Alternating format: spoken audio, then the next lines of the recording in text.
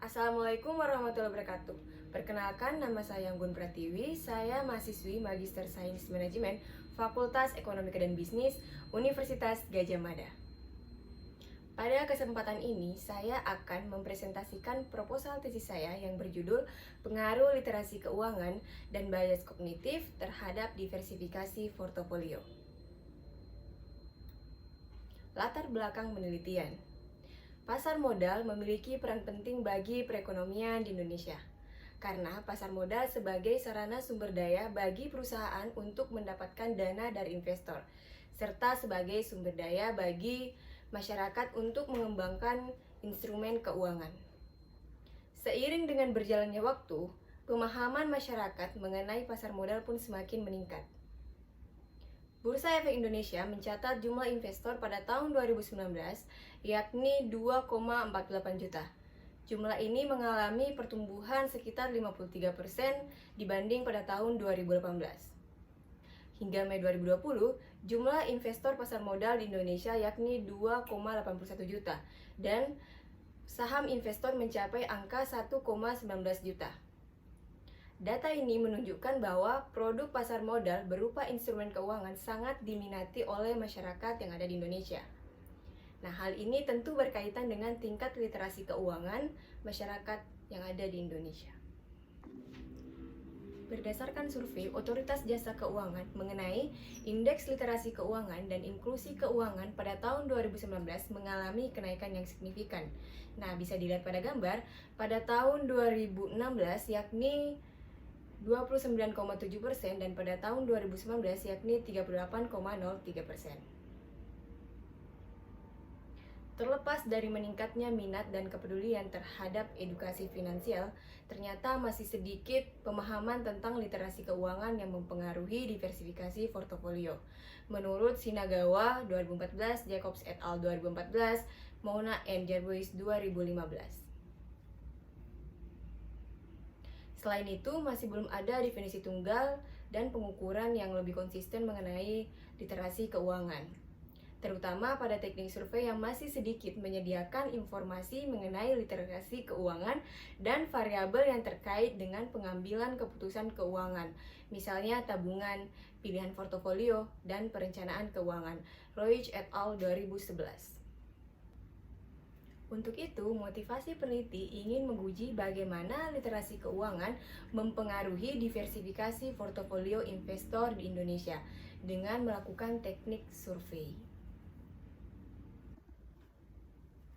Tidak hanya literasi keuangan yang berpengaruh terhadap keputusan investor, namun ada faktor psikologis yang berpengaruh pada pengambilan keputusan investor. Menurut Cianci tahun 2008 menunjukkan bahwa keputusan keuangan dipengaruhi oleh emosi ketika keputusan yang diambil itu menjadi semakin kompleks. Nah, dalam mengelola beban kognitif, dalam memproses sebuah informasi, seringkali orang-orang menggunakan bantuan heuristik untuk keputusan yang lebih layak dan akan menyebabkan keputusan mereka menjadi tidak irasional, menurut Tversky and Kahneman tahun 1974. Overconfidence bias merupakan salah satu faktor bias yang mempengaruhi keputusan investor. Investor yang terlalu percaya diri dalam menilai kemampuannya untuk menganalisa perusahaan sebagai investasi yang potensial. Akibatnya mereka buta terhadap informasi-informasi yang negatif, yang menunjukkan tanda peringatan bahwa pembelian saham tidak boleh dilakukan atau saham yang dibeli harus dijual. Nah, akibatnya akan berdampak pada kinerja portofolio yang buruk, menurut Pompian 2006. Selanjutnya adalah masalah penelitian. Banyak peneliti telah berfokus pada literasi keuangan, pengaruh perilaku, dan psikologis dalam pengambilan keputusan investor. Tetapi masih sedikit penelitian yang berfokus pada diversifikasi investor dan portofolio, menurut Shinagawa 2014, Mona and Jerbois 2015. Salah satu aspek dari data mengenai pilihan portofolio yang paling menantang bagi teori keuangan standar adalah kurangnya diversifikasi dalam portofolio investor individu. Dalam literatur mengenai diversifikasi portofolio, beberapa perhatian telah diberikan pada informasi menjadi sebagai faktor kunci pada kurangnya diversifikasi investor. Nah, investor ini tidak diberitahu mengenai keberadaan atau karakteristik aset yang mereka miliki, menurut Greenblatt dan Kiloharjo tahun 2001. Nah, jadi investor ini hanya membuat pilihan investasi yang selektif berdasarkan karakteristik aset tertentu. Pada penelitian ini memberikan pendekatan yang berbeda untuk mempelajari perilaku diversifikasi investor dengan menggunakan teknik survei yang telah dikembangkan oleh Abreu and Mendel tahun 2010. Selanjutnya, masih belum ada definisi tunggal dan pengukuran yang disepakati mengenai literasi keuangan. Untuk itu, perlunya menggunakan kriteria yang lebih jelas dan lebih konsisten dalam definisi dan pengukuran literasi keuangan, menurut Riemann tahun 2010. Dalam penelitian ini, definisi literasi keuangan ditekankan pada pemahaman keuangan individu mengenai konsep dasar keuangan, seperti suku bunga, inflasi, dan time value of money, menurut Lusardi tahun 2007. Serta pengetahuan keuangan lanjutan mengenai pasar modal seperti saham, obligasi, diversifikasi risiko, hubungan antara obligasi dan suku bunga, menurut Ruij et al. Tahun 2011. Selain itu, adanya inkonsistensi hasil hubungan antara literasi keuangan dengan diversifikasi portofolio.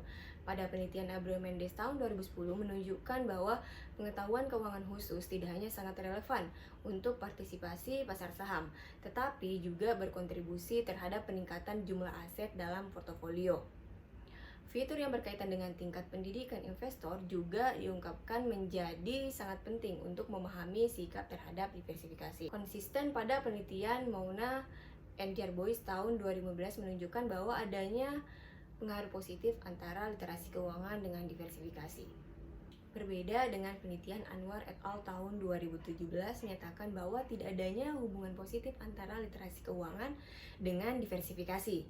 Nah, investor yang paham akan keuangan terlibat untuk berinvestasi dalam berbagai jenis aset karena mereka memiliki pengetahuan mengenai pasar dan pengembalian saham yang berbeda. Jadi, terkadang investor yang sadar akan keuangan tidak memiliki portofolio ekuitas yang tidak terdiversifikasi. Nah, terkadang investor tidak menggunakan literasi keuangannya dalam melakukan investasi di pasar modal. Untuk itu, saran dari penelitian Anwar et al. Tahun 2017 menyatakan bahwa perlunya penelitian lebih lanjut mengenai literasi keuangan dan perilaku investor terhadap diversifikasi. Selanjutnya adalah pertanyaan penelitian. Pada penelitian ini terdapat 3 pertanyaan penelitian. Yang pertama, apakah literasi keuangan berpengaruh positif terhadap diversifikasi portofolio? Yang kedua, apakah availability bias berpengaruh negatif terhadap diversifikasi portofolio?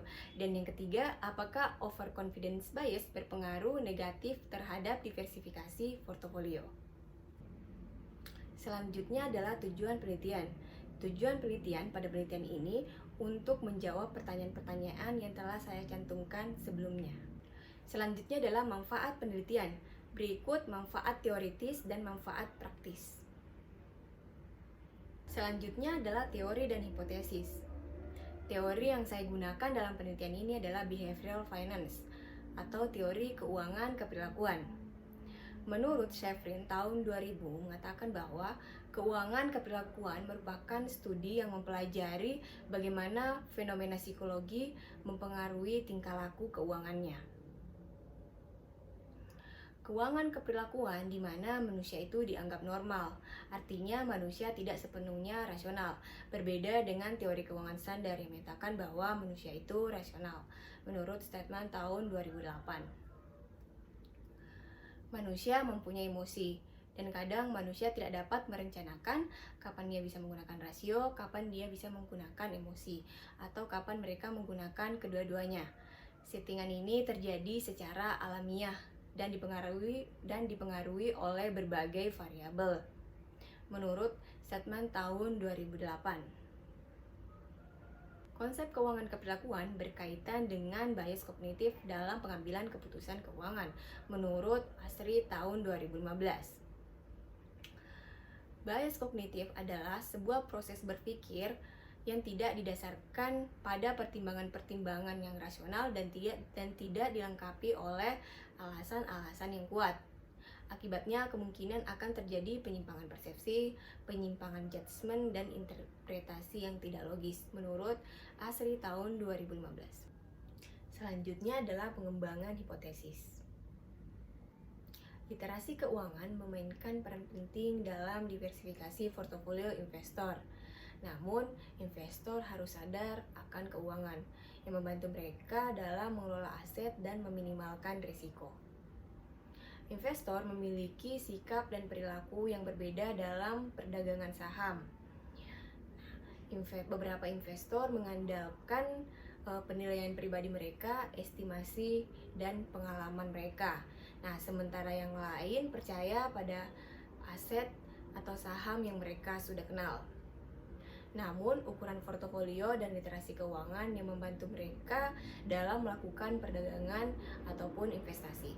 Menurut Anwar et al. Tahun 2017. Menurut Japeli dan Padula tahun 2014 menunjukkan bahwa literasi keuangan memiliki korelasi positif dengan kekayaan investor dan diversifikasi portofolio.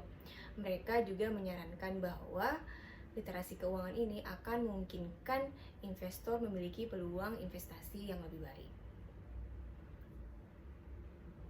Selanjutnya, menurut Dimok et al. Tahun 2016 menunjukkan bahwa literasi keuangan meningkatkan keputusan keuangan investor dan akan mengurangi keengganan ambiguitas. Berdasarkan literatur di atas, maka hipotesis pertama adalah literasi keuangan berpengaruh positif terhadap diversifikasi portofolio. Availability bias mengacu pada bias di mana investor bergantung pada informasi yang sudah tersedia. Orang sering mengandalkan kemudahan memiliki informasi berdasarkan pengalaman masa lalu mereka, menurut Tversky and Kahneman tahun 1974. Seiring dengan berjalannya waktu, preferensi investor sering berubah sesuai dengan informasi yang tersedia, dan kadang-kadang bahkan informasi yang tidak relevan juga mempengaruhi keputusan investasi, menurut Stephen tahun 2002. Nah, investor ini merasa nyaman dalam mengambil keputusan tanpa memperhatikan saran dari orang lain sehingga akan menyebabkan kurangnya diversifikasi. Berdasarkan tinjauan literatur di atas, maka hipotesis kedua adalah availability bias berpengaruh negatif terhadap diversifikasi portofolio. Menurut Pompian tahun 2006, overconfidence sebagai keyakinan yang tidak beralasan dalam penalaran intuitif dan penilaian serta kemampuan kognitif. Investor yang terlalu percaya diri atas literasi keuangan akan bertransaksi lebih banyak dan mengambil risiko finansial dibanding dengan investor yang rasional. Ini menyiratkan bahwa adanya hubungan negatif antara kemampuan kognitif dan kepemilikan saham, menurut Christelis et al. Tahun 2010. Berdasarkan literatur di atas, maka hipotesis ketiga adalah overconfidence bias berpengaruh negatif terhadap diversifikasi portofolio. Berikut adalah model penelitian. Selanjutnya adalah metodologi penelitian. Desain penelitian pada penelitian ini merupakan penelitian eksplanatori dengan pendekatan kuantitatif. Penelitian eksplanatori yaitu menganalisis hubungan antara variabel melalui pengujian hipotesis menurut Cooper tahun 2014. Pun kriteria responden yang digunakan dalam penelitian ini, yaitu memiliki aset, baik itu aset real ataupun aset finansial. Kemudian memiliki rekening efek pada salah satu bank investasi di Indonesia. Selanjutnya adalah metode pengumpulan data. Metode pengumpulan data yang digunakan dalam penelitian ini adalah menggunakan kuesioner. Kuesioner ini terdiri dari dua bagian. Yang pertama adalah karakteristik demografi dan yang kedua adalah variabel-variabel yang akan dianalisis. Selanjutnya adalah instrumen pengukuran penelitian.